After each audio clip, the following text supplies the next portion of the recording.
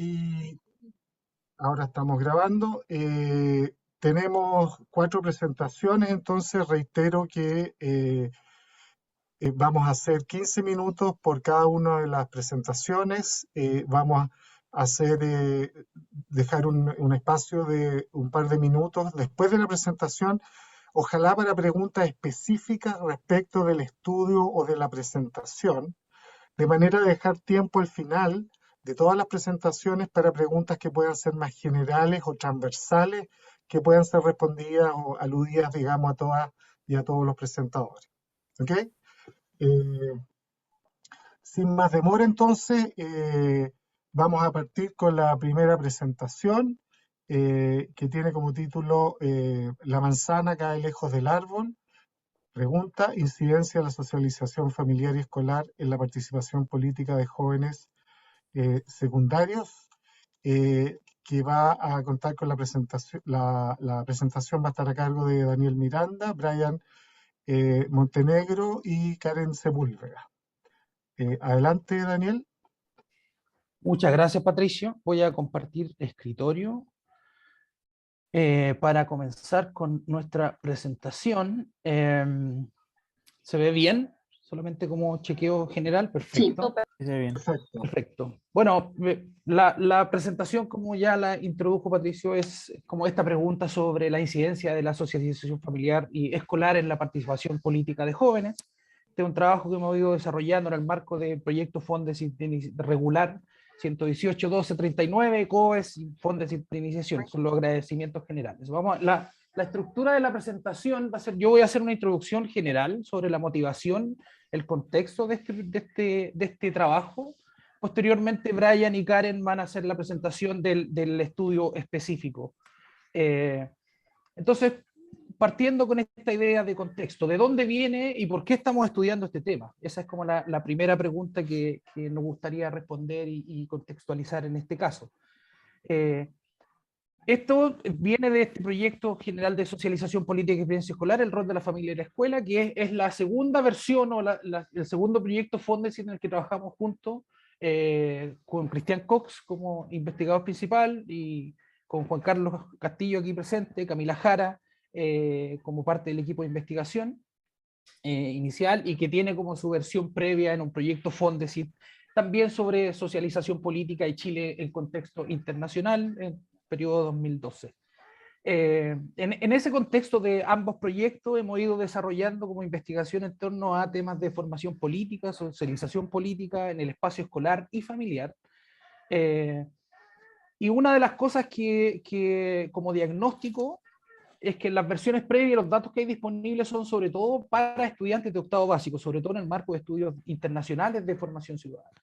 Entonces, uno de los productos principales y de los trabajos principales que tiene este proyecto es lo que está aquí, que es el panel de ciudadanía escolar, que viene a resolver varios y como de los diagnósticos que son más bien problemáticos previos. Primero, estudiantes de octavo básico. El estudio del panel de ciudadanía se concentra en estudiantes de educación media, y ese es un gap importante.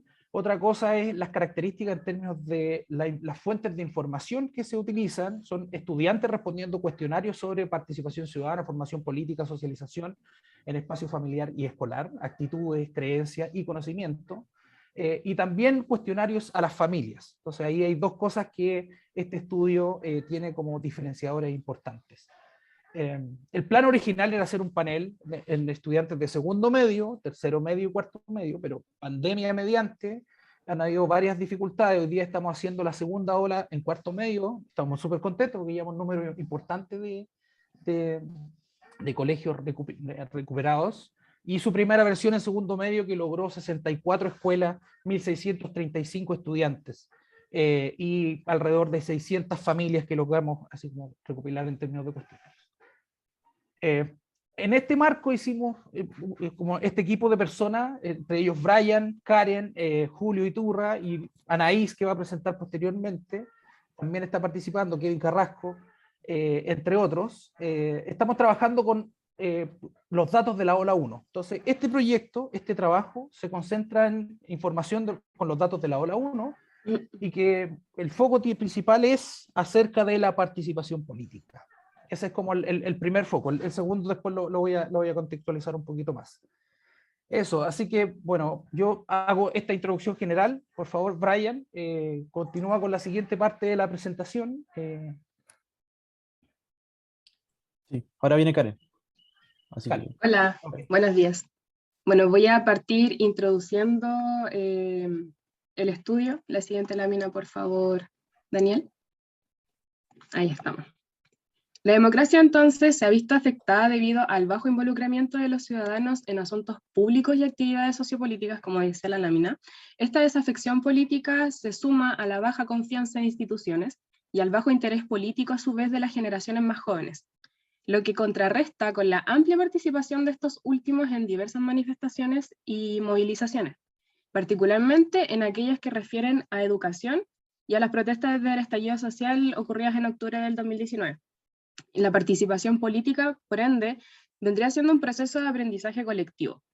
Y distintas investigaciones han reconocido dos desafíos en esto para comprender este fenómeno y las repercusiones del mismo. Por un lado está la amplia y constante diversificación de los repertorios de acción política, y por otro lado las formas en que las nuevas generaciones adquieren este comportamiento político. Y es en la lámina anterior, Daniel, por favor. Bueno, la literatura especializada en el tema ha identificado distintos factores comprendidos en el proceso de socialización política, como por ejemplo los medios de comunicación, la familia, las amistades, entre otros elementos. Y es en dicha línea que este estudio propone avanzar en el análisis de los procesos de participación, conectando con los recursos y las prácticas de la familia y el comportamiento político de los jóvenes, y además ver cómo juega el rol de agente moderador la escuela. Ahora sí pasamos a los conceptos, Daniel, gracias. El primero de ellos es participación política, el cual es un concepto ampliamente discutido, y una de las definiciones que genera mayor consenso vendría a ser aquella que tiene que ver con las actividades cívicas de los ciudadanos dirigidas a la obtención de resultados políticos. Igualmente, se ha definido como las prácticas voluntarias por las cuales la ciudadanía comunica las necesidades de estas y como un mecanismo para presionar una respuesta del sistema político ante las demandas ciudadanas. Y si bien este esquema genera un consenso amplio, el repertorio de acciones que lo integran difiere según la investigación por distintos motivos. Así como algunos estudios podrían considerar la participación política solamente como el acto de votar, otros estudios integran aquellas prácticas políticas distintas a las formales o institucionales, como por ejemplo el boicot, las actividades de protesta o la participación en organizaciones comunitarias, entre otras. Y esta última manera es importante, dado que permite integrar a su vez a quienes sienten desconfianza o desilusión en las formas tradicionales de participar en la política. Generalmente es en estos grupos donde se encuentran los jóvenes, y quienes en estudios anteriores han demostrado tener menores niveles de voto o sufragio, pero mayores niveles de participación de tipo activista o de protesta. Y por lo mismo, las prácticas de esta investigación define como modos de participación son las siguientes: la participación política formal y la activista. Gracias, Daniel. La primera entonces vendría siendo la forma clásica de comprender la participación política, basada en el sufragio de representantes, o sea, el sufragio en elecciones de representantes, y el activismo es la búsqueda de influir mediante métodos extrainstitucionales o no convencionales, como las protestas o las manifestaciones. Y dentro de esta misma se reconocen dos: la disruptiva y la no disruptiva. La disruptiva vendría siendo aquellas actividades o modos de participación como violentas o caóticas, ilegales, etcétera, como los rayados, las barricadas, cortacalle, etcétera, y el no disruptivo, las formas de participación no violenta. Pasando al siguiente, gracias, socialización política familiar. Este concepto se comprenderá entonces como la transmisión de conocimiento cívico y de participación política facilitadas por el contexto de la familia. Esto es importante y se sustenta en que el hogar es uno de los espacios de reproducción social donde primero se enseña y aprende sobre métodos de participación y compromiso político. Y para efectos de este estudio se distinguen dos tipos de socialización política familiar, la directa y la indirecta. La primera vendría siendo cuando las familias de los jóvenes son políticamente activas, por ejemplo, que militan en un partido, etc. Y la segunda ocurre cuando en el contexto familiar se discute con frecuencia sobre temas relacionados a política y actualidad, lo que facilita la transmisión de preferencias e interés por la política. Junto con la socialización política familiar están las variables de recursos culturales familiares. Y esto es importante dado que el nivel educativo de los padres es un elemento crucial para comprender este fenómeno, ya que algunas razones para explicarlo se pueden resumir en que los padres de familias con mayores niveles culturales pueden proporcionar a sus hijos acceso a recursos adicionales de información cívica como lo son los libros, que para esta investigación va a ser un recurso cultural clave. Quedan 10 minutos ahora, o sea, perdón, quedan 5 minutos. Ya. Bueno, este es un recurso cultural clave para esta investigación, ya dado que se parte de la premisa de que una mayor cantidad de libros indicaría un mayor nivel educativo y por consiguiente un mayor interés en política. Y el último concepto vendría siendo socialización política escolar, que incluiría prácticas que varían desde la votación en instancias de elección de representantes escolares como centros de alumnos, hasta un ambiente donde se propicie la discusión y el debate. Y estudiar los efectos mitigadores de la escuela es importante para entender el empoderamiento y la agencia de los estudiantes y de los jóvenes. En tanto, los contextos políticos, económicos y sociales de origen marcan la percepción y de formación también, marcan la percepción de la justicia y los niveles de compromiso político. De este modo es importante analizar cómo estos elementos de origen suscitan una desigual transmisión intergeneracional de la participación política y las prácticas asociadas a la misma. Bueno, es por esto que esta investigación tiene dos preguntas de investigación. La primera, ¿en qué medida las prácticas políticas parentales, los recursos socioeconómicos de la familia y la socialización política escolar inciden en la participación política en jóvenes y el papel que juega la escuela como agente mitigador o regulador en la asociación de estos recursos sobre la participación política en jóvenes chilenos? Adelante, Borja. Ya. Muchas gracias, Karen. Siguiente lámina, por favor.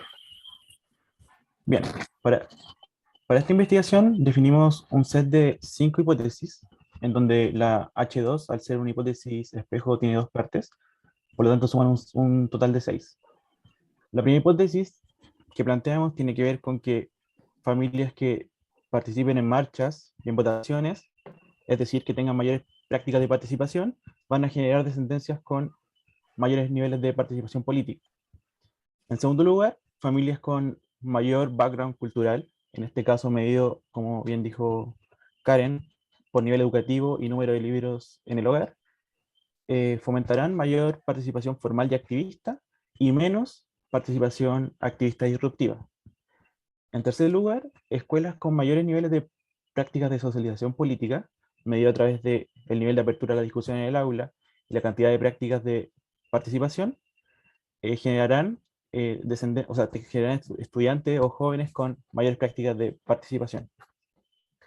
También tenemos 2 hipótesis que son de moderación, la cuarta y la quinta, en donde planteamos que ciertas características de la socialización política escolar van a moderar la relación que hay entre las prácticas de participación de los padres con las prácticas de participación de los jóvenes. Y este es el modelo de hipótesis que nosotros proponemos para esta investigación. Siguiente, por favor. Ya, vamos a pasar rápidamente la metodología en función del tiempo. Para hacer, como bien dijo Daniel al principio, se utilizó el panel de ciudadanía escolar del 2019 para hacer esta investigación, en donde se contaba con 1.635 estudiantes. Sin embargo, luego de ser filtrada la muestra, se terminó con 524 estudiantes, ya que al 2 tener... minutos, Brian. Ok, muchas gracias. Ya que al tener respuestas de apoderado y de estudiantes, las de apoderado eran mucho menores que la de los estudiantes. Por lo tanto, luego de filtrar la base de datos, quedó en un N de 524 estudiantes y de 60 escuelas. Y dado que los datos tienen una estructura jerárquica, los datos se analizaron a través de una estimación de modelos multinivel. Para la construcción de las variables dependientes se utilizaron este set de variables que incluía la encuesta PASES, en donde la participación formal se definió a partir de variables proxy de participación, ya que los estudiantes de segundo medio aún no estaban en edad de votar, en donde la intención de participar en elecciones presidenciales, municipales y la intención de informarse fueron las variables que definieron la participación política formal. Esto cabe señalar que se identificó a partir de un modelo factorial confirmatorio. La participación activista no disruptiva, como bien dice la lámina, se definió a partir de las marchas autorizadas, la firma de peticiones y las reuniones políticas y los actos comunitarios, y la participación política disruptiva a través del bloqueo de calles, las tomas, las marchas no autorizadas y eh, el hacer grafitis o pintar paredes. Siguiente, por favor. Bien, en función del tiempo, no vamos a mostrar en profundidad estos modelos de regresión. Quisiera detenerme un poco sí, en los resultados principales de esta investigación. En primer lugar, los modos de participación de los padres funcionan como espejo respecto a las formas de participación de los hijos. Esto quiere decir que los padres que participan de política activista, es decir, marchas, generan mayores niveles de involucramiento de sus hijos en actividades activistas disruptivas y no disruptivas. De un modo similar, padres que participan en política institucional, es decir, votaciones, transmiten a sus hijos el interés de participar en política formal. Otro resultado importante de esta investigación es que los recursos culturales de los padres inciden en los tres modos de participación. Esto quiere decir que, bueno, tanto el número de libros en el hogar como el nivel educativo va a fomentar que los hijos de ciertas familias participen en política formal, activista disruptiva y activista no disruptiva. Ya se También cumplió el tiempo, Brian. ¿Por qué no date un minuto, por favor, para tratar de terminar con la presentación? cierro en un minuto. Muchas gracias.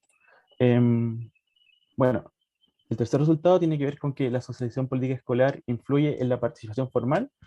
Se encontró evidencia de que influye en la forma de participación formal de los estudiantes, más no en la activista disruptiva o no disruptiva.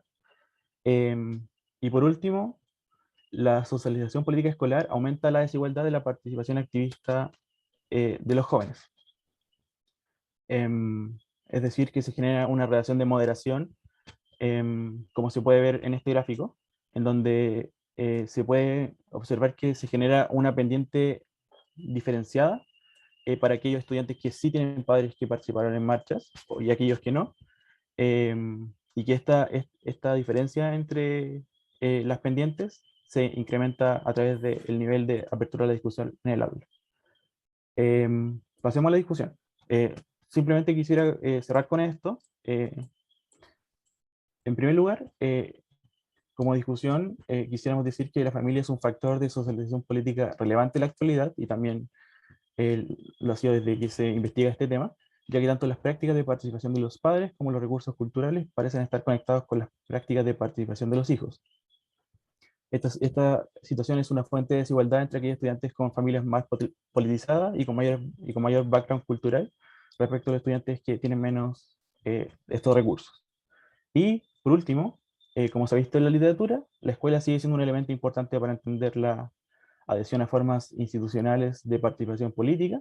Sin embargo, cabe preguntarse por la situación de moderación de la escuela en la relación entre prácticas de participación de los padres con participación de los estudiantes o de los jóvenes, y preguntarse finalmente si es que potencia o mitiga las desigualdades de origen en este sentido. Esta fue nuestra presentación y muchas gracias por su atención. Gracias, Brian, Karen y Daniel. Podemos tomar una o dos preguntas, si es que hay preguntas específicas sobre el estudio.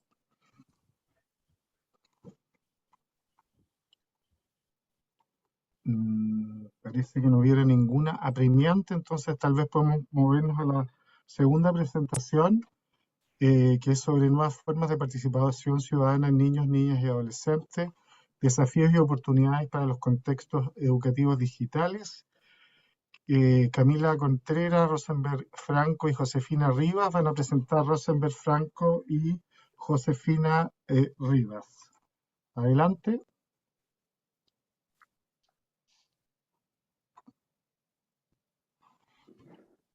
Ahí después si me pueden confirmar que se ve bien la presentación, me parece que sigue cargando. Ahí sí. Ahí Sí, se ve. está. Vale.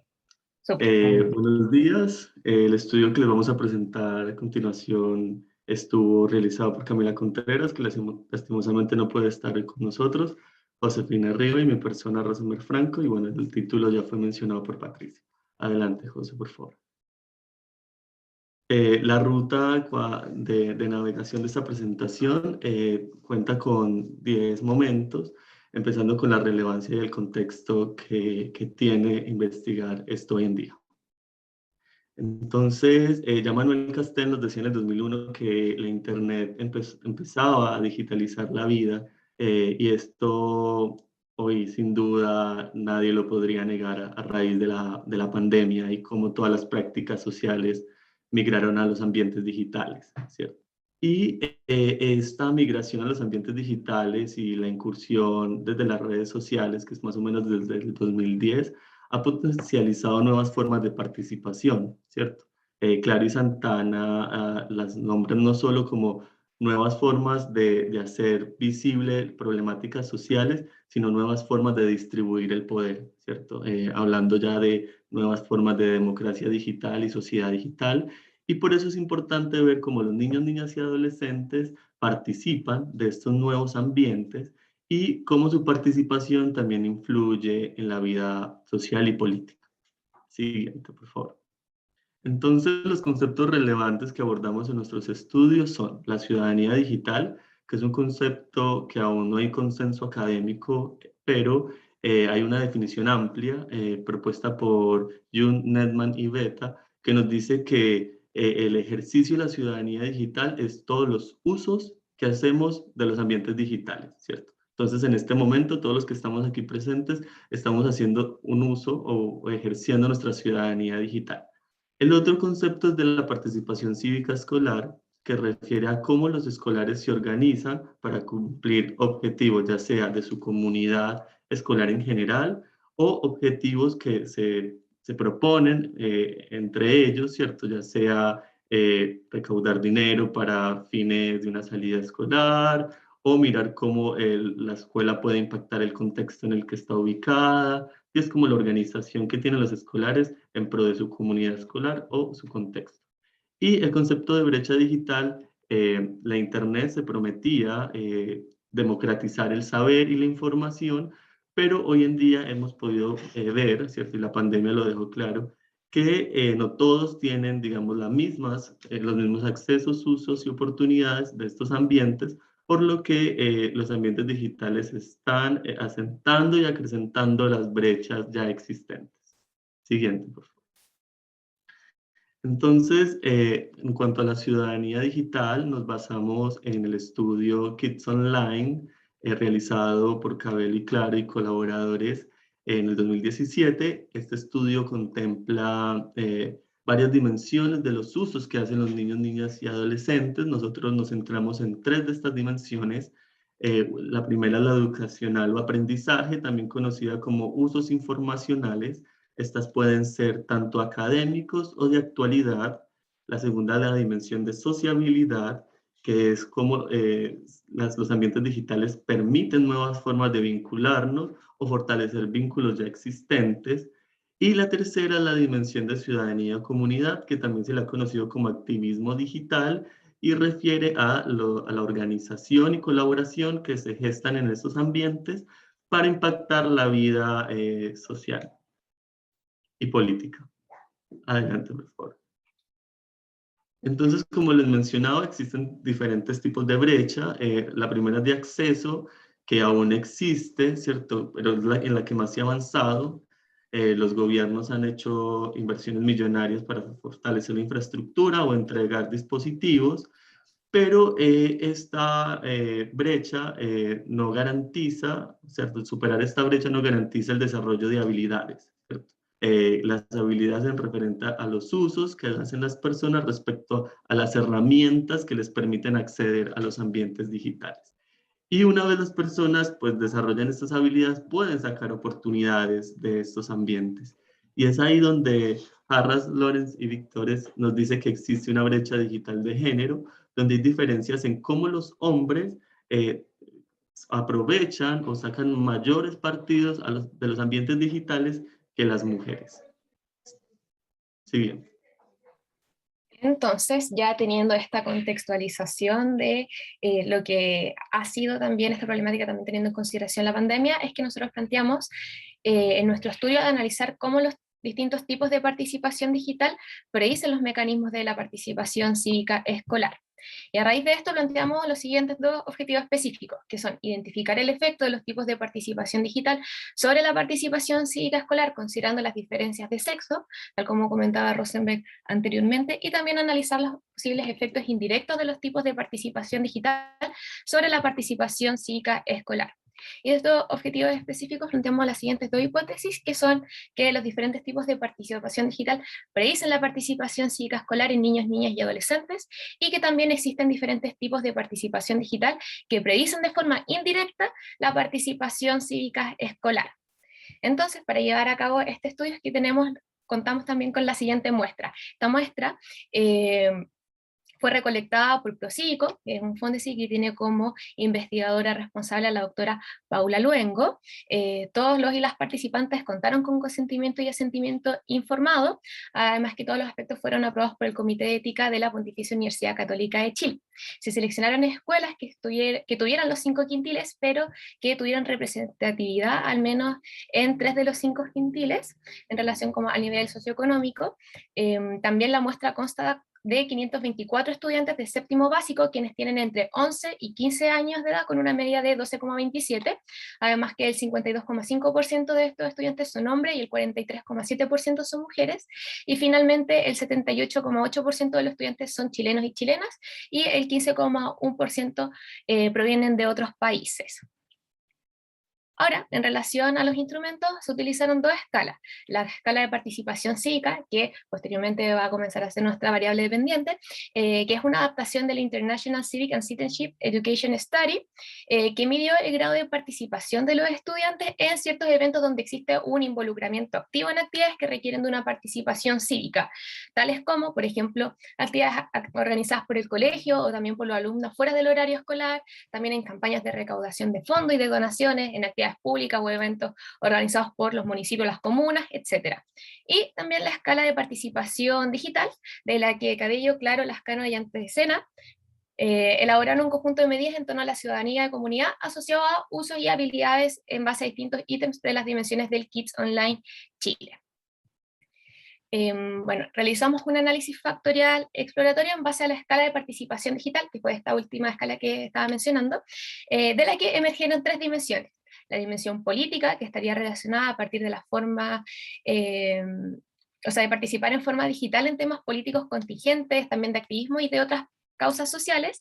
La dimensión informacional, que estaría relacionada al uso de herramientas digitales para fines académicos o también de conocimiento general, y la dimensión social, que estaría vinculada a todo lo que es relacionarse vía digital con otras personas. También realizamos 4 pruebas para conocer las diferencias por sexo y se encontró que los hombres presentan mayores niveles de participación digital, política y social que las mujeres, y que no existen diferencias significativas entre ambos sexos en los niveles de participación digital informacional, ni tampoco la participación cívica escolar. Posteriormente realizamos 3 regresiones para identificar el efecto de los tipos de participación digital sobre la participación cívica escolar, y dentro de los resultados se encuentran que la dimensión política y la dimensión informacional predicen de forma significativa a la participación cívica escolar, sin embargo la dimensión social no lo hace. Entonces, en base a esto, realizamos unos modelos de mediación y los resultados son los siguientes. Entonces, analizamos el efecto que tiene la dimensión social sobre la participación cívica escolar de manera indirecta con los mediadores anteriormente mencionados, que viene siendo la dimensión política e informacional, que son quienes predicen de forma directa y significativa la participación cívica escolar, y que para esto aplicamos el modelo 4D Process en SPSS, y obtuvimos que existe un efecto indirecto de la dimensión social sobre la participación cívica escolar, que aquí lo pueden ver como C, y que esto estaría mediado tanto por la ruta de la dimensión política como también a través de la dimensión informacional. Y Bueno, ¿qué significaría esto? Que los niños, niñas y adolescentes entran a los medios digitales con una orientación hacia la socialización y también a la posibilidad de vincularse con otros pares. Y una vez que lo han hecho, emplean otros mecanismos dentro del contexto digital, tal como por ejemplo compartir o buscar información en sus redes sociales, que esto sería ya más hacia la dimensión informacional, así como también manifestarse o también organizarse en contextos políticos mediante las redes sociales, que esto ya estaría más relacionado a la dimensión política. Y de esta forma es como la dimensión social predeciría la participación de niños, niñas y adolescentes en eventos, por ejemplo, donde existe un involucramiento activo en actividades que requieren de una participación cívica de forma indirecta. Luego de estos resultados, decidimos analizar este modelo de forma diferenciada por el sexo de los y las estudiantes de la muestra, encontrándonos con los siguientes resultados. Podemos ver, en el caso de las mujeres, el efecto indirecto de la dimensión social sobre la participación cívica escolar es marginalmente significativa, y acá lo pueden ver como C, y que la dimensión social solo muestra un efecto indirecto mediante la dimensión informacional, más no por la dimensión política. Por el contrario, en los hombres la dimensión social tiene un efecto indirecto en la participación cívica escolar, que es significativo y más fuerte que en el caso de los hombres, tal como lo pueden ver aquí nuevamente en C, y que tanto mediante y que este efecto de la dimensión social hacia la participación cívica escolar está mediada tanto por la dimensión política como también por la dimensión informacional. Y esto querría decir que en el caso de las mujeres la dimensión social solamente predice a la participación cívica escolar cuando ésta se conecta con acciones ligadas a lo que es la búsqueda de información o también la realización de tareas escolares, mientras que en el caso de los hombres la dimensión social predice de manera indirecta la participación cívica escolar, también a través de esta vía, pero también por medios del accionar político que pueden ejercer a través de los ambientes digitales.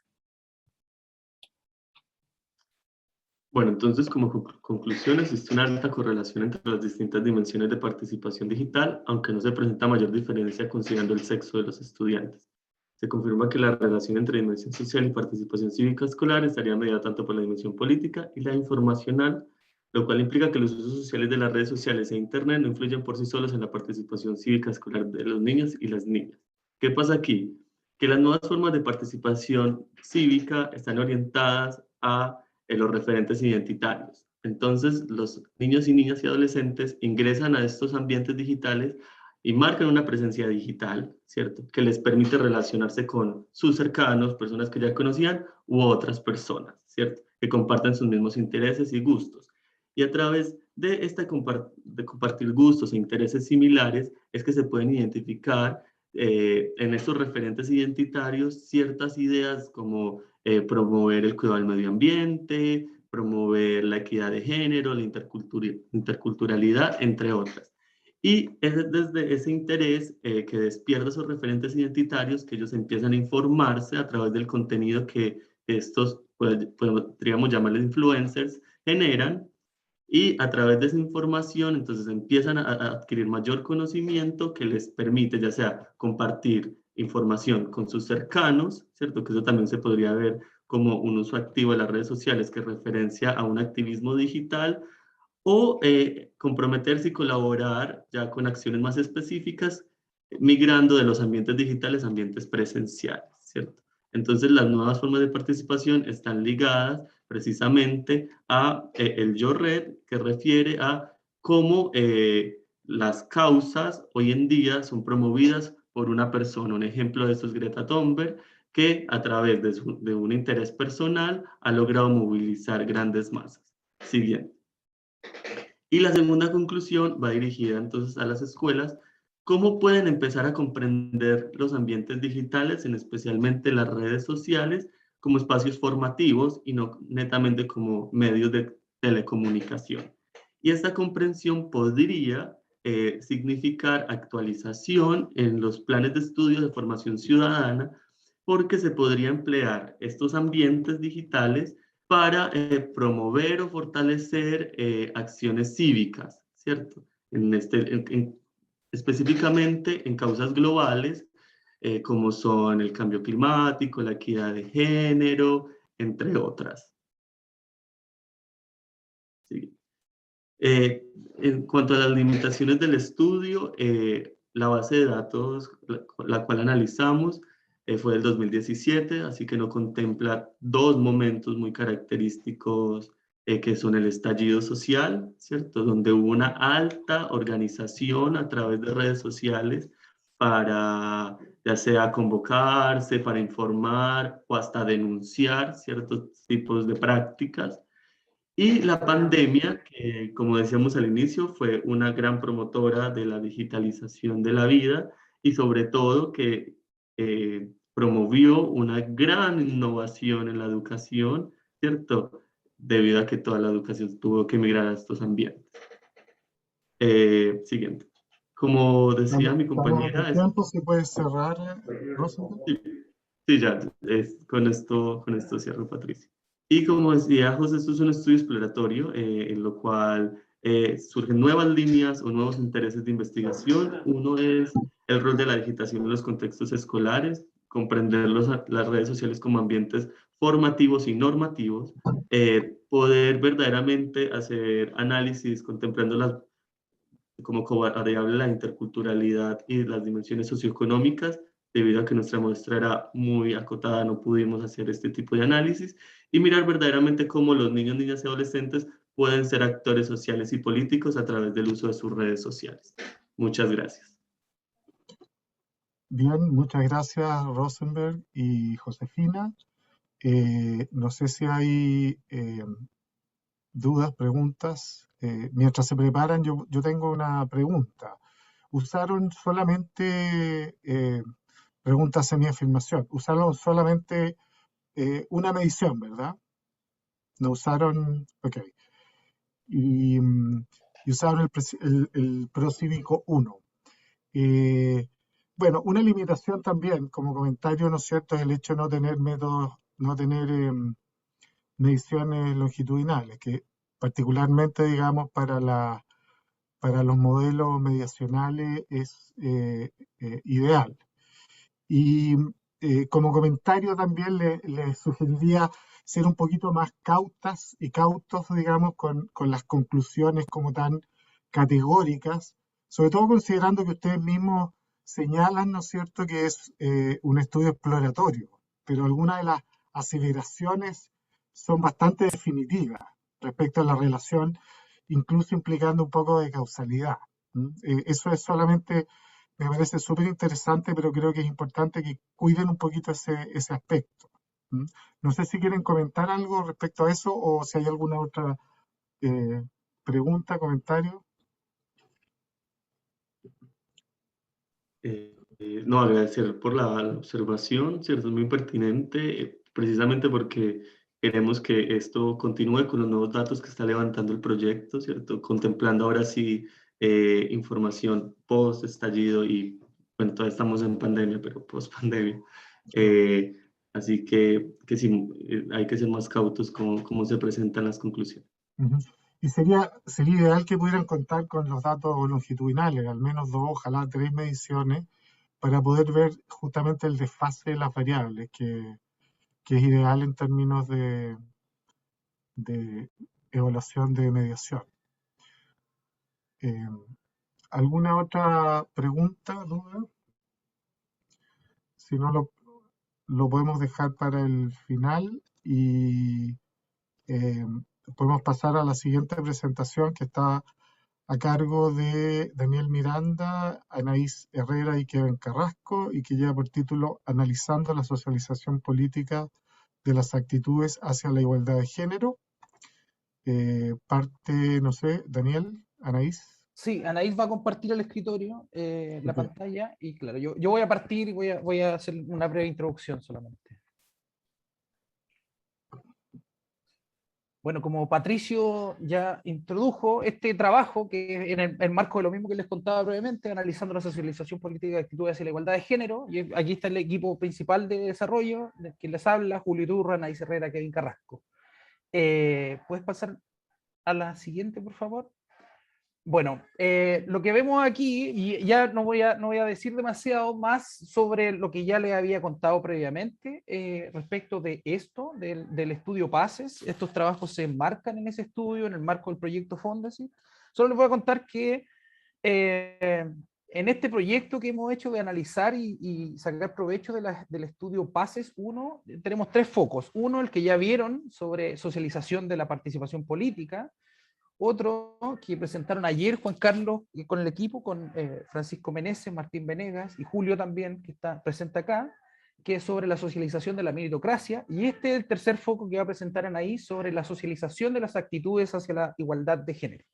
Así que dejo con ustedes a Anaí como para que tenga todo el tiempo disponible, no robarle demasiado. Muchas gracias, Daniel.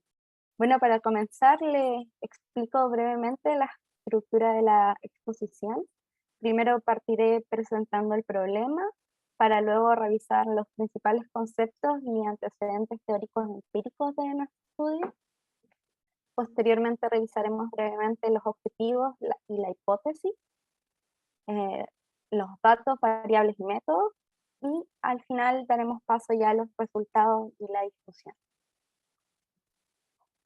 A modo de introducción, consideramos relevante tener en cuenta que en la actualidad existe un amplio esfuerzo internacional por promover desde edades tempranas el reconocimiento activo de la igualdad de derechos y libertades entre hombres y mujeres.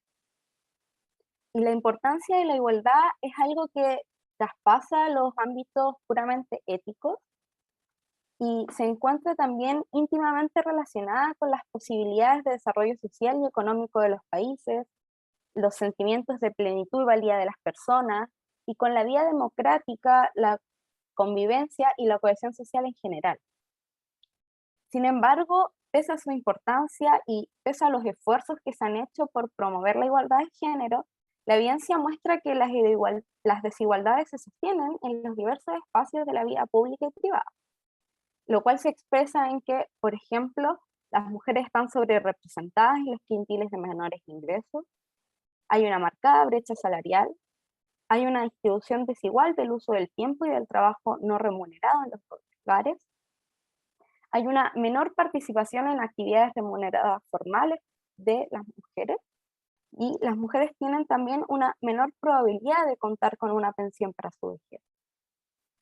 Es en este contexto que hemos considerado relevante indagar en los factores que se asocian con las actitudes de los jóvenes hacia la igualdad de género, entendiendo que en sociedades democráticas, las políticas públicas que avancen en esta línea van a depender en parte importante de la opinión de la ciudadanía sobre la igualdad de género. En esta línea hemos realizado una revisión de los antecedentes teórico-empíricos y lo hemos organizado en 2 perspectivas. Por un lado, están aquellos antecedentes referidos al rol de la familia como agente de socialización política, los cuales hemos encontrado que se proponen 2 teorías distintas.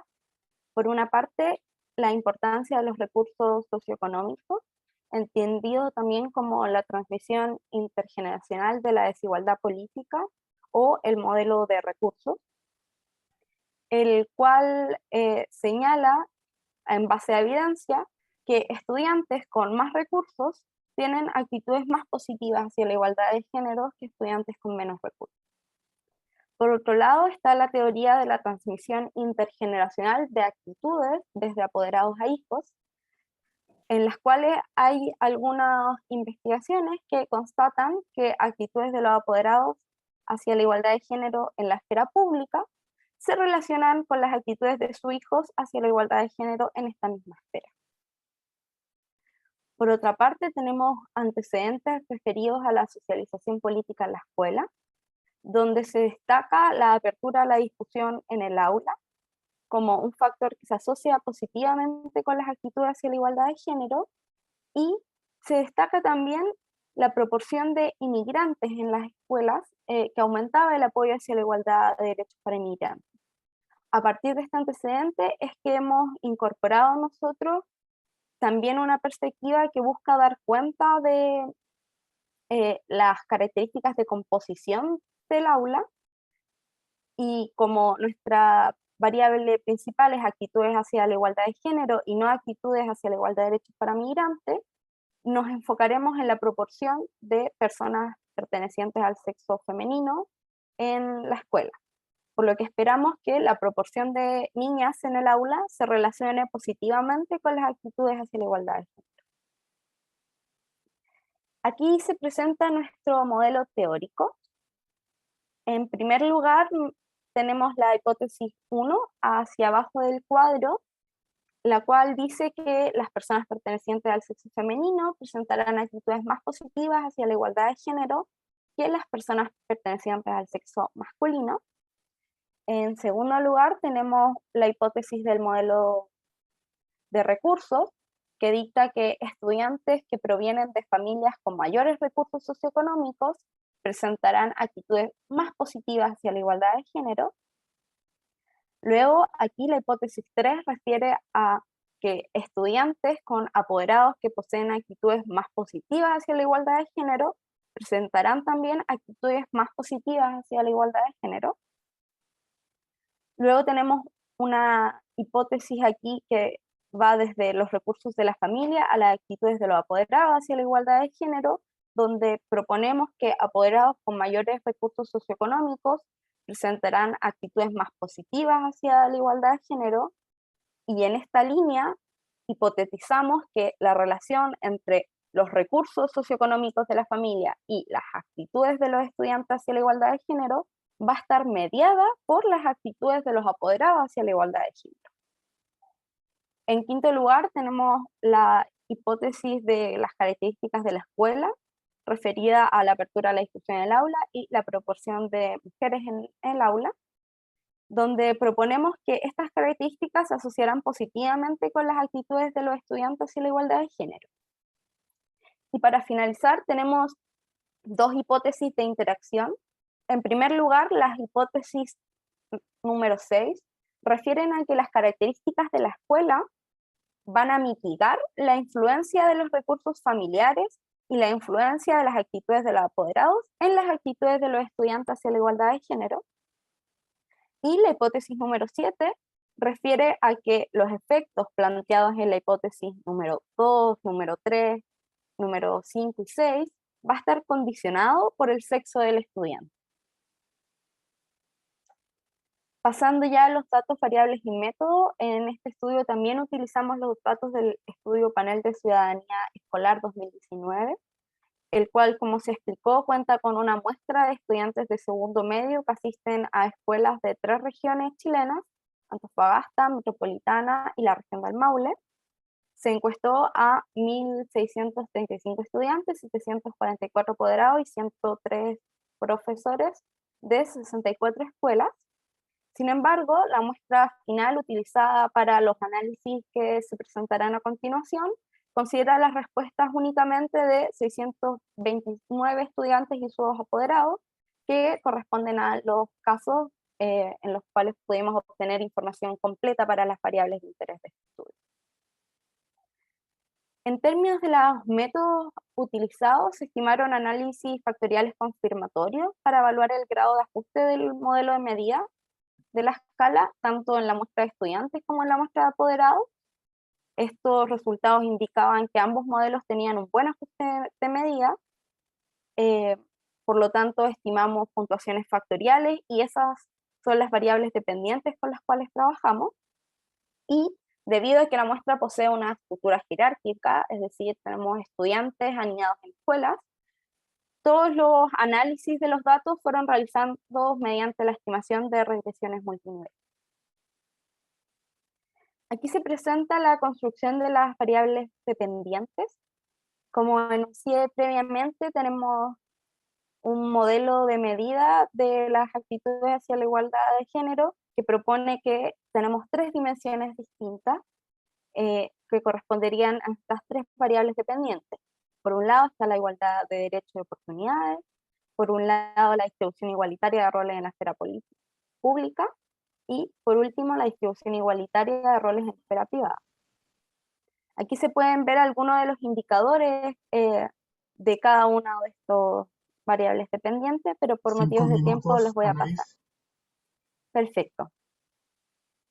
Pasando a los resultados, podemos ver que en relación a las características individuales, tanto pertenecer al sexo femenino como el nivel de conocimiento cívico, perdón, son factores que se asocian positivamente con las 3 dimensiones de las actitudes hacia la igualdad de género que fueron analizadas.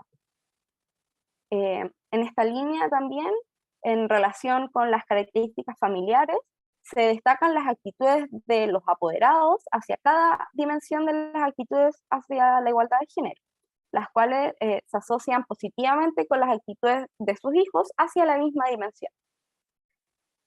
Cabe destacar también que entre las variables de los recursos socioeconómicos, solo algunas categorías de las 3 variables analizadas poseen efectos significativos en algunas de las dimensiones de la actitud hacia la igualdad de género, pero la única característica que influye a la vez en estas 3 dimensiones corresponde a pertenecer al quintil 3 de ingresos económicos. Por último, en relación a las características del establecimiento, la apertura a la discusión en el aula, tanto a nivel individual como a nivel grupal, se asocia significativamente con las actitudes de los jóvenes hacia estas 3 dimensiones de la igualdad de género.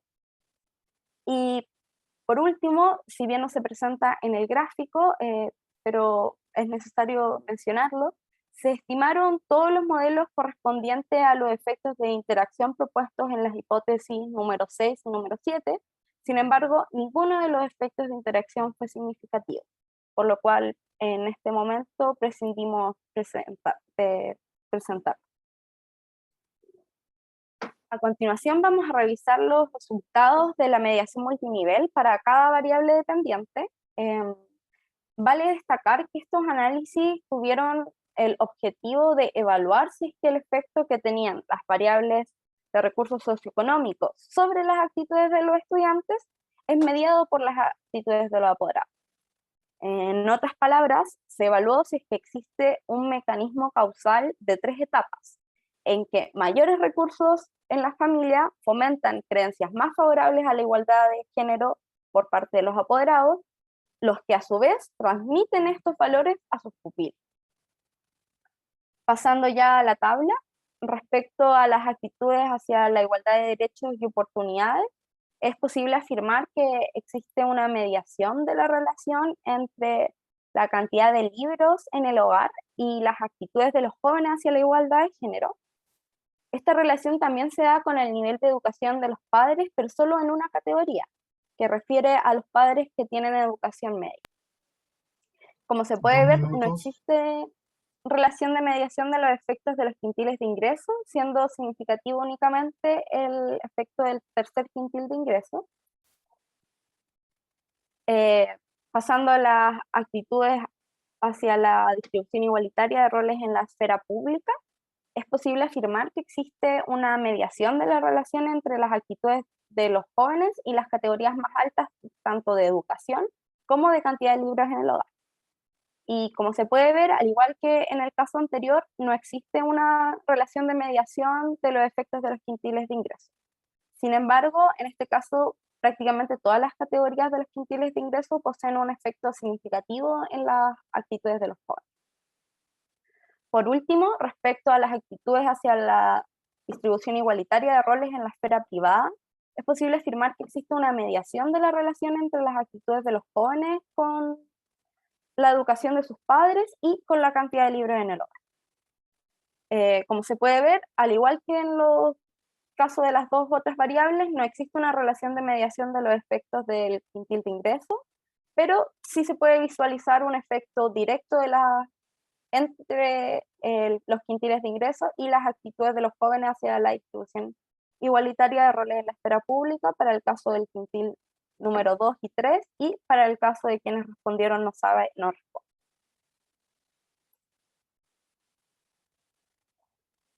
A modo de finalización, para los resultados, es necesario o queremos destacar el rol preponderante que tiene la transmisión intergeneracional de las actitudes hacia la igualdad de género entre padres e hijos en el proceso de socialización política familiar.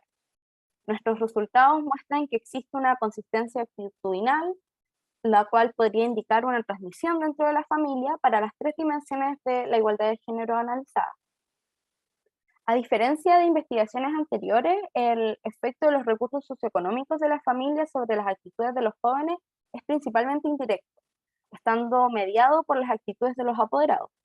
Por lo tanto, sigue siendo la transmisión intergeneracional de actitudes la que influye de manera decisiva sobre las actitudes de los estudiantes. Asimismo, cabe destacar el efecto positivo de la apertura de la discusión en el aula de clase, en las 3 dimensiones analizadas de las actitudes hacia la igualdad de género, lo cual demuestra la importancia de la escuela como un agente de socialización y la importancia de promover relaciones entre estudiantes y profesores, donde todos se puedan sentir cómodos para dar su opinión. Adicionalmente, en consonancia con otras investigaciones, pertenecer al género femenino y el nivel de conocimiento cívico aparecen también como factores relevantes. Y para cerrar, aunque ambos agentes de socialización muestran un rol relevante en el desarrollo de las actitudes de los estudiantes, el efecto familiar es el que predomina en este estudio. Las características analizadas de la escuela no intervienen en la transmisión intergeneracional,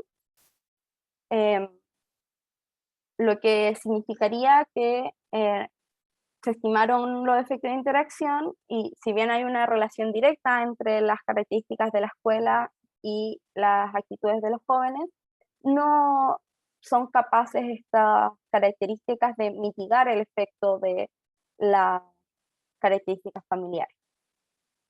Es en este sentido que la formación de actitudes favorables a la igualdad de género depende principalmente de las actitudes de los apoderados y consideramos necesario generar mecanismos dentro de la escuela que logren mitigar efectivamente la transmisión intergeneracional de actitudes, ya que de ello va a depender formar ciudadanos con una opinión favorable a la promoción y garantía de los derechos de todas las personas. Asimismo, cobra también relevancia el rol de la formación ciudadana en la formación de opiniones hacia la igualdad de género y sus implicancias en la construcción de sociedades más democráticas, tolerantes y cohesionadas. ¿Estamos? Estamos. Muchas Sí. gracias por su atención. Gracias. Gracias a ti, Anaís, por la presentación. ¿Preguntas? ¿Comentarios?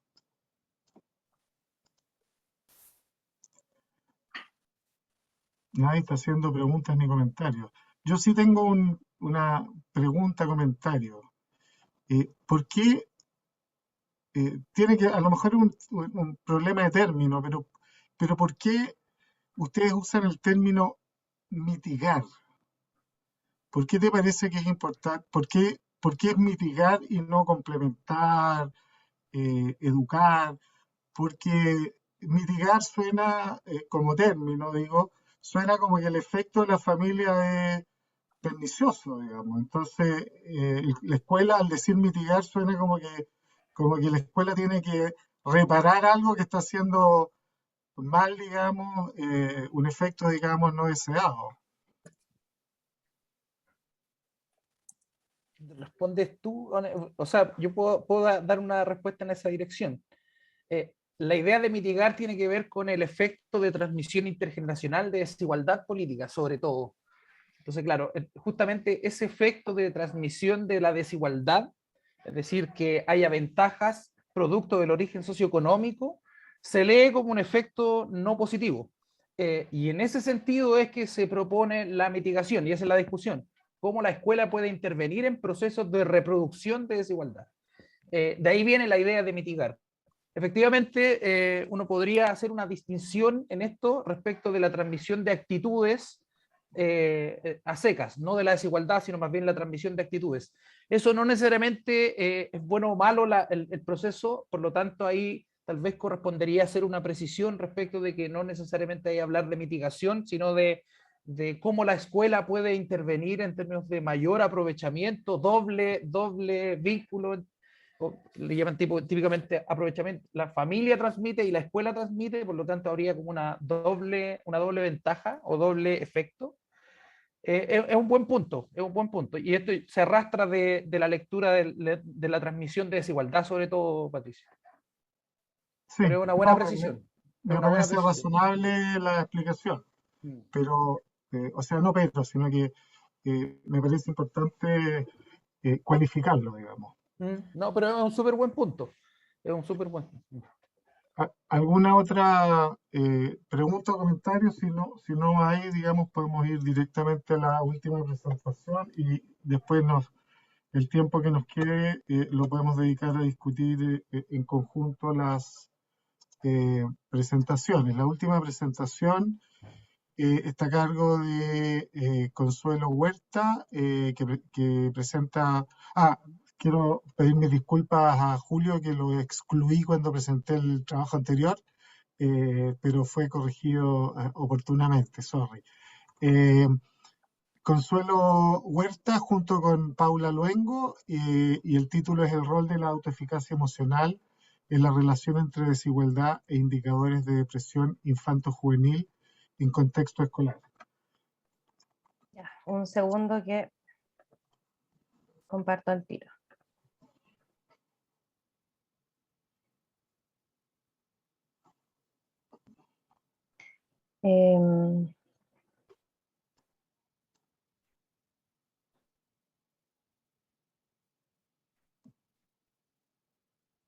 Tengo un problema técnico que no sé cómo presentar porque tengo la barra de Zoom abajo y no me deja apretar el botón de compartir. F5. F5, gracias. Gracias. Bueno, como les comentaba, como Pato comentaba, entonces, bueno, esta investigación, bueno, se realiza bajo el marco de mi proceso de tesis, que lleva como nombre el rol de la autoeficacia emocional en la relación entre desigualdad social e indicadores de depresión infanto-juvenil en contexto escolar. Esto fue trabajado en conjunto con Paula y supervisado por ella también. Quería de pasada agradecer a COES también por la beca de Magíster que me adjudiqué y permitió que pudiera realizar en parte esta investigación, como también al Fondesit de Participación Cívica y Escolar de Paula, quienes facilitaron los datos para poder realizar este estudio. Bueno, como punto de partida, entonces, para comenzar, es necesario hablar de la relación que hay entre desigualdad social y depresión. Un segundo. Perdón, ahora sí. Desigualdad social y depresión. Vamos a entender desigualdad social como las diferencias que hay diferencias en dimensiones de la vida social que implican ventajas para uno y desventajas para otro, y que se representan como condiciones estructurantes de la propia vida y se perciben como injustas en sus orígenes o moralmente ofensivas en sus consecuencias o ambas. Esta definición nos permite dar cuenta o dar dos dimensiones de la desigualdad, una dimensión objetiva, que hace referencia al ingreso económico, de la estratificación social, y que esta puede tener efectos negativos en la salud mental y afectar la posibilidad de acceder a recursos de distintos tipos, y también una dimensión subjetiva que tiene como base la comparación entre clases y el impacto que genera esta comparación en la psique. También la desigualdad o las diferencias relacionadas a la desigualdad afectan mayoritariamente a los grupos de menor estatus, y también afecta al desarrollo infanto-juvenil, y la relación entre, digamos, la teoría nos dice, la relación entre la posición socioeconómica y los síntomas emocionales se hacen evidentes en la adolescencia temprana, ya que bajo nivel educacional y baja condición socioeconómica están entre los principales factores de riesgo para presentar sintomatología depresiva. Entonces, ahí, no puedo ir para el lado. Ahí sí, bueno, entonces, aquí el aporte de la teoría social cognitiva es interesante, ya que nos ofrece una respuesta a esta relación que hay entre desigualdad y salud mental. La teoría social cognitiva se va a enfocar en las dimensiones de autoeficacia como representativas de los mecanismos individuales psicológicos más cercanos al comportamiento humano. Esto es lo que nos propone esta teoría. Y un poco de referencia que hablamos de autoeficacia, nos referimos a las creencias que las personas tienen sobre sus capacidades, sobre sus posibilidades de ejercer influencia sobre los elementos y contextos que afectan su vida. En este caso hay distintos tipos de autoeficacia en distintos dominios de aprendizaje, conductuales, etcétera, pero vamos a destacar en este caso la autoeficacia en la gestión y expresión de emociones. Como dice la teoría, es un importante factor de protección frente a la depresión. Cuando hablamos de gestión de emociones, nos referimos a las emociones, entre comillas, negativas. Debemos gestionar la impulsividad, modularlo, controlarlo, mientras que las emociones positivas debemos expresarlas, experimentarlas y comunicarlas al resto.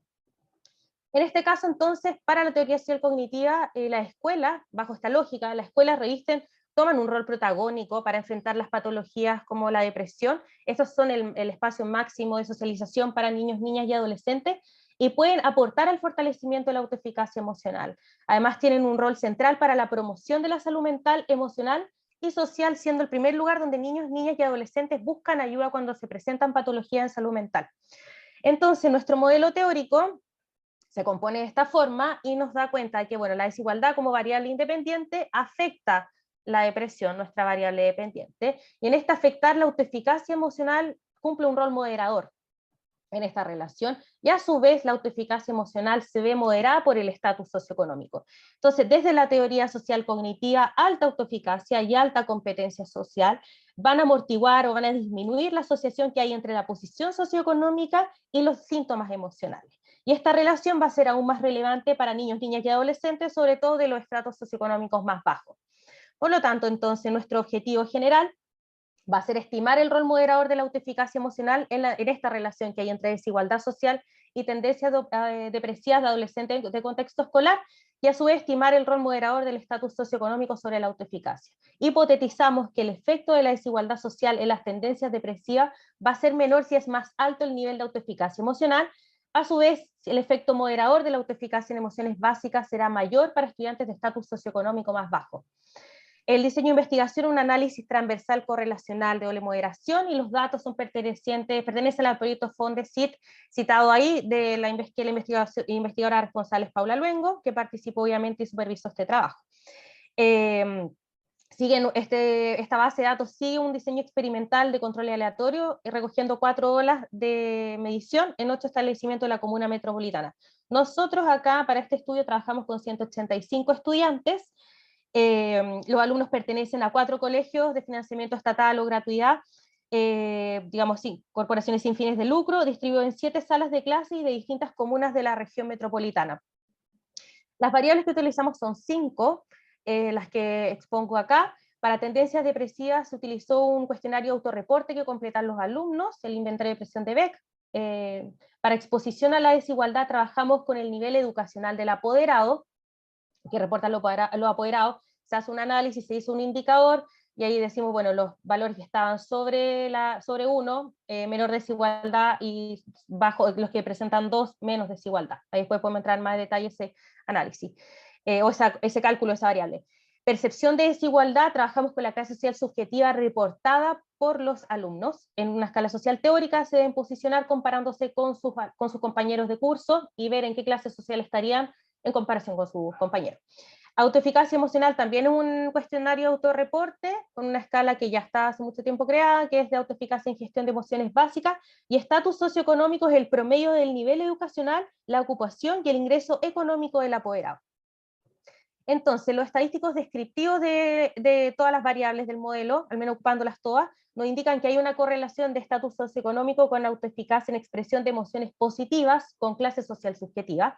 Tenemos también una correlación de autoeficacia en gestión de emociones negativas con autoeficacia en expresión de emociones positivas, y tendencias depresivas correlaciona con ambas autoeficacias de manera negativa. Quiere decir que a mayor depresión, menos controlo mis emociones negativas y las positivas las expreso menos. Nuestro modelo de correlación, bueno, generando este modelo de correlación, trabajando con percepción de desigualdad, que no trabajamos por ahora con, o sea, trabajamos con exposición a la desigualdad, pero ahora presentamos los datos de percepción de desigualdad y autoeficacia en expresión de emociones positivas, nos da cuenta que hay un grado de una correlación entre percepción de desigualdad y tendencias depresivas, no así de autoeficacia en su rol moderador, pero sí estatus socioeconómico sobre la autoeficacia.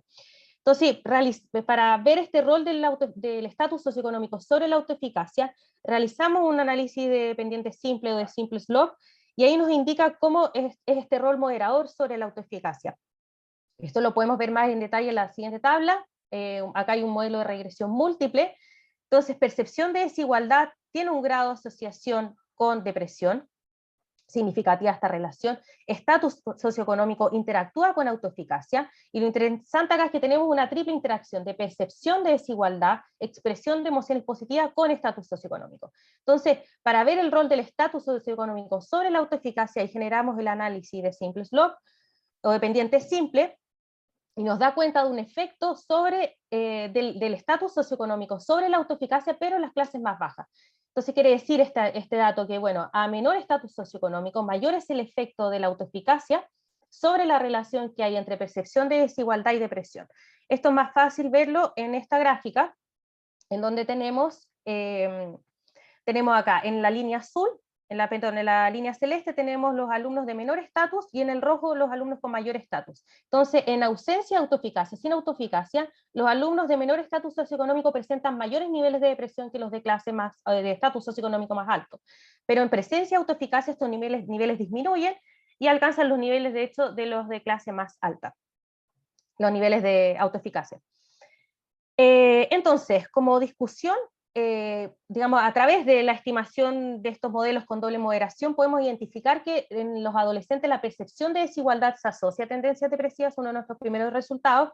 La autoeficacia en expresión de emociones positivas tiene un efecto moderador en esta relación, especialmente en grupos de menor estatus socioeconómico. ¿Esto qué quiere decir? Que la percepción de desigualdad tiene un rol menos preponderante en el predecir las tendencias depresivas de adolescentes si estos tienen creencias de ser capaces de expresar sus emociones positivas.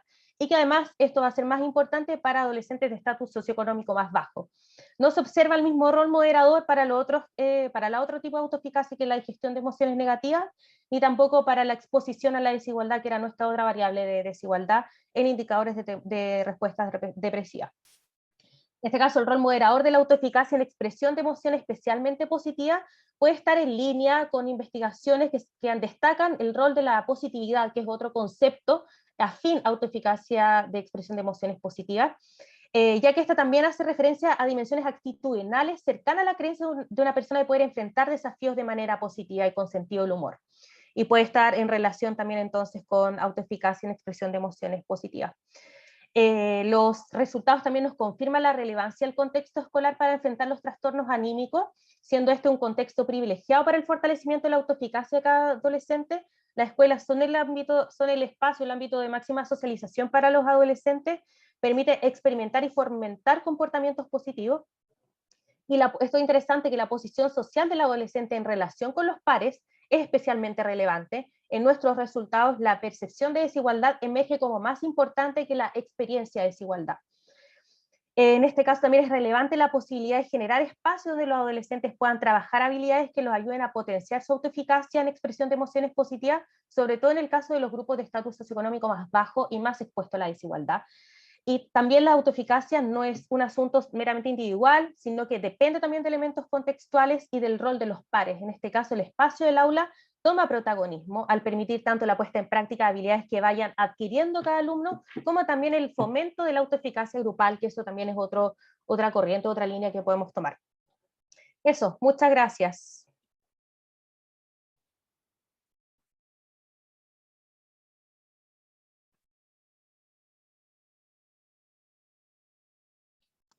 Gracias a ti, Consuelo. Dije, estaba muteado. Te sobró el tiempo. Hay una pregunta, comentario de Julio. No sé si estás por ahí, Julio, o no. A lo mejor lo quieres hacer directamente o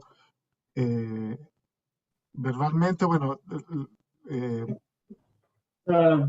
Gracias, Patricio. La duda era como que lo que tú llamas percepción de desigualdad, como que igual me quedo dando vuelta que no sé si es como una percepción de desigualdad específica del grupo, o no sé si podrías como detallar un poquito eso, porque me quedo con esa impresión de que también se podría como mencionar que es como un proxy de comparación social o de privación relativa, porque es como respecto al grupo, ¿cierto? Exacto, sí. Lo que pasa, claro, teníamos, cuando nos metimos en esto, pensar en desigualdad era mucho, entonces tratamos de, con los datos que teníamos también, de poder hacer indicadores que nos permitieran comparar a los alumnos, hacer una comparación intragrupal. Entonces, de esa forma dijimos, bueno, tomamos el nivel educacional de los apoderados, en este caso que era la otra variable, exposición a la desigualdad, y hacer un ranking dentro de la misma muestra y decir, bueno, cuánto nivel educacional tiene mi apoderado, y eso me puede exponer a tanto a un grupo como al otro, en menor o mayor exposición. Y en el caso de percepción, exactamente, es un indicador de comparación intragrupal, o sea, el alumno se posiciona dentro en esta escala social teórica, Y de acuerdo a eso nosotros, digamos, hicimos un ranking también interno, es decir, bueno, estos alumnos, un promedio, digamos, y decimos, bueno, este alumno en comparación a la media está sobre o bajo la media del grupo, y decir, bueno, está más expuesto o menos, o percibe más desigualdad o menos desigualdad. Entonces, ahí ordenamos los cursos, trabajamos con 7 cursos, entonces se ordenan a ver quiénes perciben más desigualdad o menos desigualdad, y entre esos hicimos los cálculos, los posteriores cálculos que vimos. O sea, fue igual un orden que tuvimos que hacer con los datos que teníamos. Hubiera sido muy interesante tener un ranking más, una comparación un poco más objetiva de parte de los alumnos, explícitamente preguntar, por ejemplo, por esta comparación intraclase, pero fue, digamos, lo más sensible o lo más cercano que tuvimos era esta ubicación del alumno dentro de una escala social teórica. Y con eso hicimos lo que tenía que ver con percepción de desigualdad. Y por lo tanto, eso es una hipótesis que teníamos de que, bueno, entonces, como percepción de desigualdad es más cercano al contexto, más que exposición a la desigualdad, que puede ser una variable más lejana. Es por eso que encontramos resultados más interesantes, encontramos resultados principalmente, y no así con la otra variable, porque esta es más proxy a la interacción con mis pares. Eso. Julio, ¿hay alguna sugerencia que tendrías, por ejemplo, si es que en el mundo ideal donde uno pudiera contar con datos, digamos, ideales de medición de desigualdad como efecto? O la misma Consuelo, que te habría gustado tener, que no tenía, no sé. Julio primero y después Consuelo. Sí, o sea, como que estaba pensando, por ejemplo, en las medidas que son como de desigualdad más descriptiva, como, o percepción de desigualdad más descriptiva, que es como lo que hemos trabajado con Juan Carlos en su momento, tal vez como que son percepciones generales de desigualdad como a nivel social, porque igual ahora como que estaba dándole vuelta un poco, igual tiene sentido como ver de qué forma como el estudiante se percibe a sí mismo respecto de sus compañeros, como que igual eso tiene sentido en el caso concreto de tu investigación, pero también podría ser interesante ver si efectivamente existe como también un efecto respecto a la desigualdad general, así como, no sé, brechas salariales, que son como lo que hemos hecho con Juan Carlos, o medidas de desigualdad más generales, así como qué tan desigual es Chile, ese tipo de preguntas, como más del estilo ISSP, o incluso en la misma el SOC hay preguntas referentes a eso. Una idea que podría ser interesante también, como compararlo también, como en la comparación a nivel como más local dentro de la escuela y también como la desigualdad a nivel general. Eso. Súper.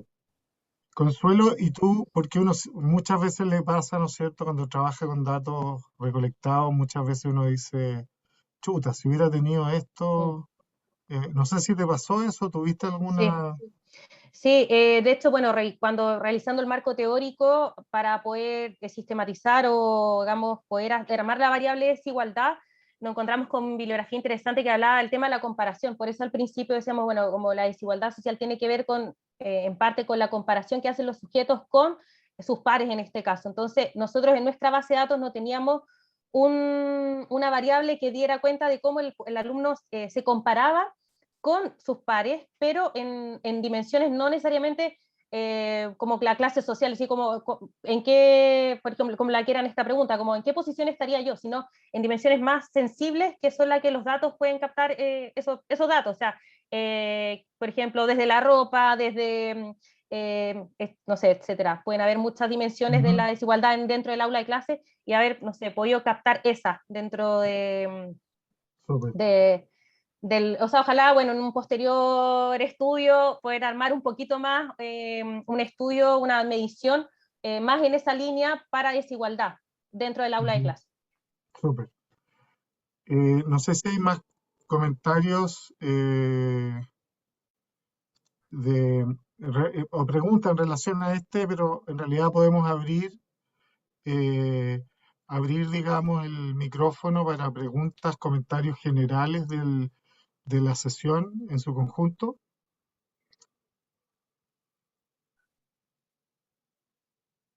Yo Daniel. tengo una pregunta y que puede ser así en base a las dos, a la última, y también tengo una pregunta a la otra presentación a la presentación de participación digital y participación cívica en la escuela.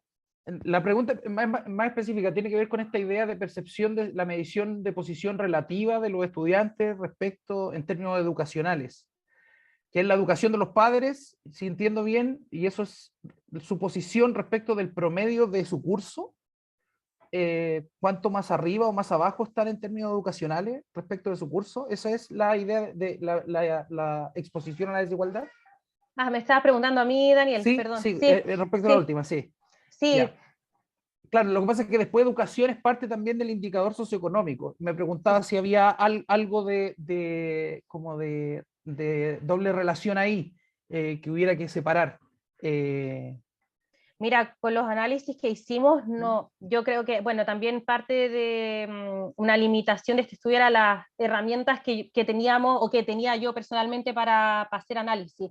Me imagino que, claro, con otro tipo de análisis podríamos haber encontrado otro tipo de resultados un poco más sensibles en esa línea. Y tratamos, bueno, como mencionaba, para la variable exposición a la desigualdad, que era esta de los padres, generar, insisto, un indicador que pudiéramos comparar, que pudiéramos rankear a los alumnos en una medida más objetiva, por decirlo así, o sea, como dentro de la que... Entonces, esa fue la solución a la que llegamos. ¿Habría sido otra? Yo creo que sí. Me encantaría saber cuál, porque para poder, digamos, ver qué resultados nos arroja, porque, bueno, era interesante principalmente lo que podíamos ver acá. Pero era eso, Daniel, Muchas gracias. con la forma que le hicimos.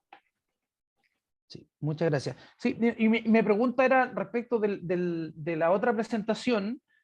Por un lado está la conexión entre participación digital y esta identificación de las 3 dimensiones, y su vínculo con participación cívica en la escuela. Ese es como el primer momento y aparece una conexión de 2 de las dimensiones con la participación en la escuela.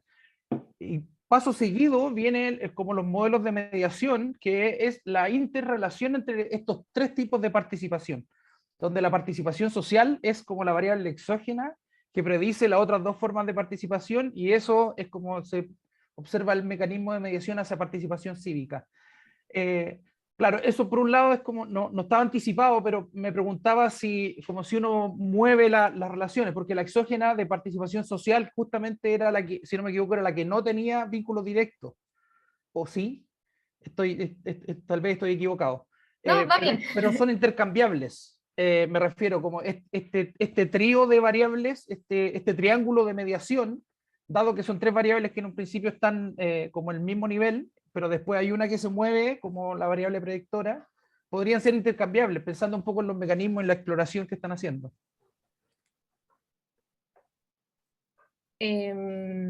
Sí, o sea, bueno, nosotros para llegar a este modelo de mediación realizamos varias regresiones, y ahí en realizar regresiones que van desde las distintas dimensiones de participación digital a la participación cívica escolar, nos dimos cuenta que 2 de ellas sí eran predictoras de la participación cívica escolar, más no, por ejemplo, de la dimensión social, que esta es como la variable exógena que usted comenta. Y después realizamos ahí regresiones entre las mismas variables y nos dimos cuenta que existía esta relación, y por eso también planteamos este modelo de mediación, que finalmente no podrían ser intercambiables, porque finalmente la dimensión política e informacional predicen de forma directa a la participación cívica escolar, pero no la dimensión social. Entonces no podríamos intercambiar, no sé, la dimensión social por la dimensión informacional, porque la dimensión social no predice de ninguna forma la participación cívica escolar de forma directa. Ok. ¿Y eso por qué sería un problema, Josefina? No sé, a mí por lo menos no me queda claro. Es que no he dicho que sea un problema, estaba tratando de responder la pregunta No, sí lo entiendo, de pero Daniel, ¿por como qué que no dices tú eran que no? intercambiables. ¿Por qué no? Es que no me queda claro por qué al no tener un efecto directo no puede intercambiarse. A eso me refería. O sea, porque el modelo al final lo que dice es que hay 2 mediadoras de forma independiente que predicen a la participación cívica escolar, ¿sí? Y ¿Ya? la dimensión social no la predice de ninguna manera, entonces no podríamos intercambiar la dimensión social por alguna de las dimensiones informacionales o políticas que son aquellas que sí la predicen.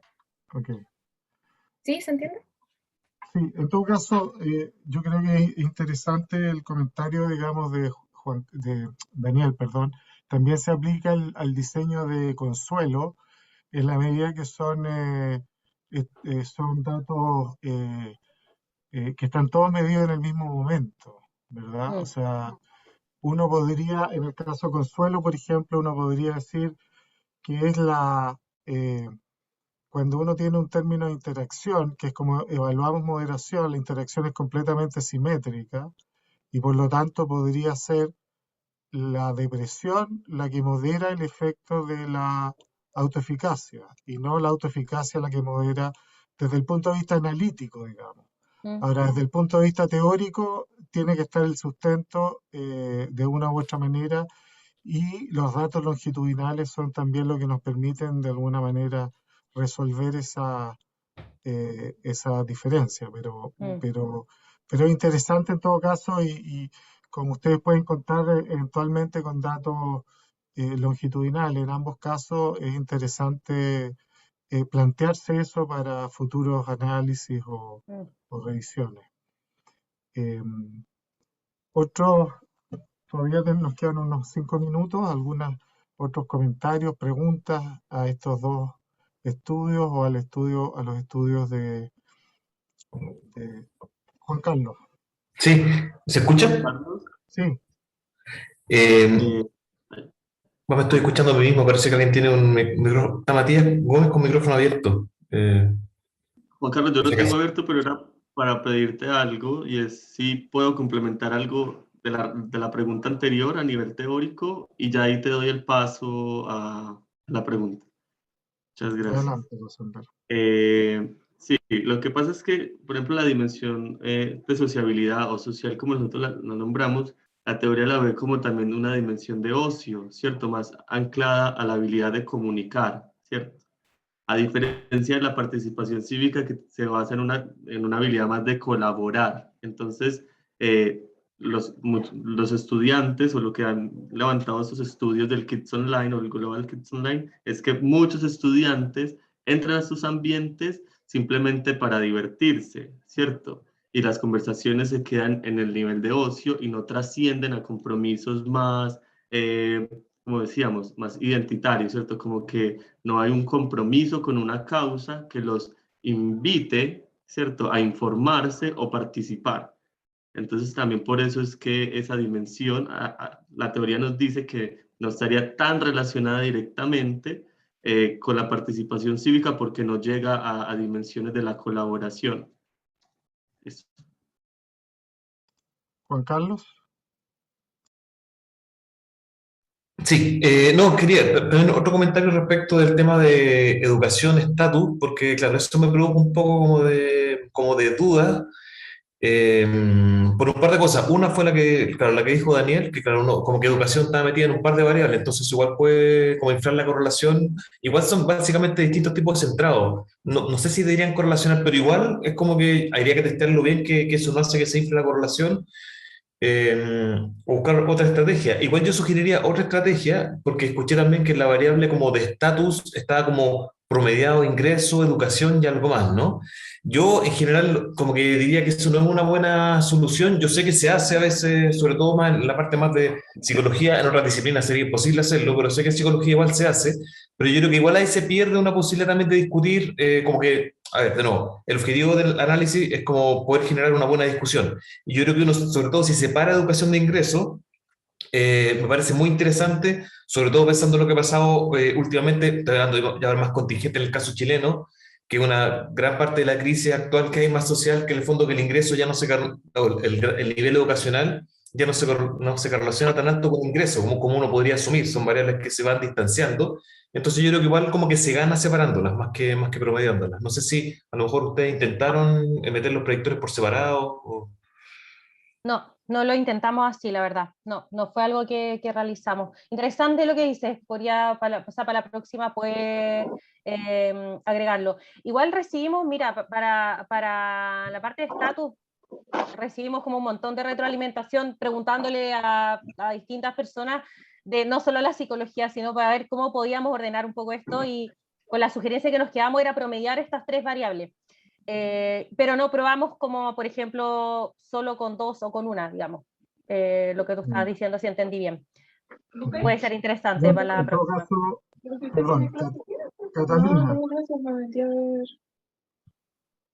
No. Yo quería, sí, me parece súper interesante lo que dice Juan Carlos, y efectivamente es uno de esos temas que muestra diferencias disciplinares donde yo creo que desde la psicología en general, pero no todos, por supuesto, tenemos un tratamiento de algunas de estas variables que son más de tradición sociológica, que hacen pararse los pelos, digamos, a algunos sociólogos. Eh, y yo creo que es importante hacer la distinción porque la capacidad explicativa que te da un índice agrupado de dimensiones que son muy diferentes es mucho menor que la que te da desagregándola. Y también el punto que hace Juan Carlos, que a mí me parece interesante, es que en Chile históricamente ingreso y nivel educacional o estatus estaban demasiado correlacionados porque por la dificultad de acceso, digamos, a la educación superior. Y eso se ha desacoplado. De hecho, eso no existe o existe en mucho menos nivel en sociedades que son más igualitarias. Entonces, ahí también hay un trabajo que nosotros como investigadores psicólogos chilenos, dentro de esta sociedad, tenemos que empezar a hacer, digamos, para ser un poco más preciso y también tener mayor claridad conceptual y explicativa respecto a los resultados que tenemos.